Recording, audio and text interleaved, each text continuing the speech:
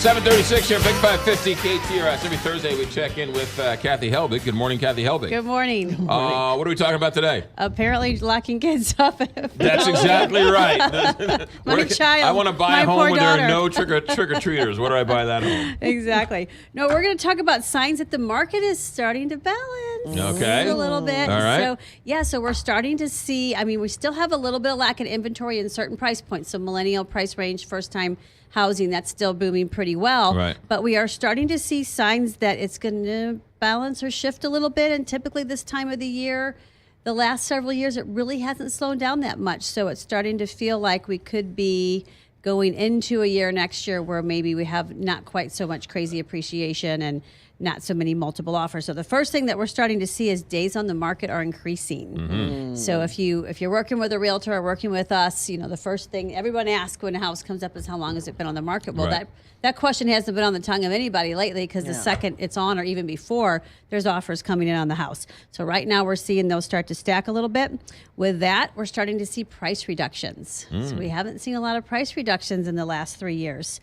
We're not seeing multiple offers as much. So there are a lot of homes out there that a couple of days on the market, a couple of weeks on the market, and then unless it happens to be one of those coincidental moments, which does happen, that no one's looking at the house and then two people offer. Right. But generally when you're going to get the multiple offer situations like we had, it's going to be either right before it goes on the market or within 48 hours of it going on the market. Right.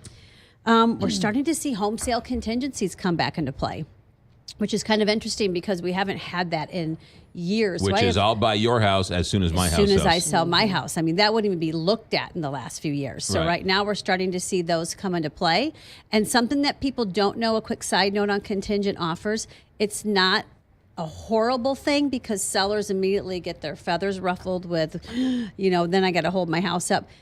People will still continue to show your house after it's contingent if it has a kick out for the seller. So a contingent offer means I'm going to give you so much time to sell your house, but there's a clause in there for the seller that says, but if at any point in time I change my mind or if another offer comes in, I can just give you a notice, which is usually 48 hours or 72 hours, to remove your contingency. And if you don't, then I get to terminate your contract. So a seller is really only locked in for as long as that kickout clause is. The buyer is locked in for the term of trying to sell their house. So those are coming back into play. That's interesting. Lease purchases are actually coming back into play too. So those are rearing their Means ugly little heads. Like sort of like rent a house. Yeah, so we're having situations of a house that's been on the market for a while. So then people think, well, I can't buy right this second for whatever reason. Maybe I need to fix my credit. Maybe I'm going through a divorce. Maybe I don't have enough job history because I just switched jobs, those type of things. So in that situation, you can write an offer on a house that is a parallel lease with a purchase. So you negotiate the purchase up front and do all your inspections, but then you move in and you lease the house under a lease agreement until a specific time in which you think you can now qualify, and then you convert the lease into a purchase. Got it. So those are starting to come back around. And there's a company out there that actually is in St. Louis where they will, if you work with them and get approved by them, certain houses and certain price points and areas, they will purchase the house cash. A house that's on the market, not one that's for lease purchase. They will purchase the house cash for you and then lease it to you, and then you have the option to buy at certain points in time up to 3 years while you lease that house. So it's a way to get into a property that isn't being offered for sale or for lease. It's only for sale. The other thing is when you're talking about, home prices, whatever else, the house I'm buying might price reduction, but the house I'm selling is also reduced a little bit. So it's sort of it's a zero-sum game. It is, unless you're in two different markets, which I talked about a few weeks ago.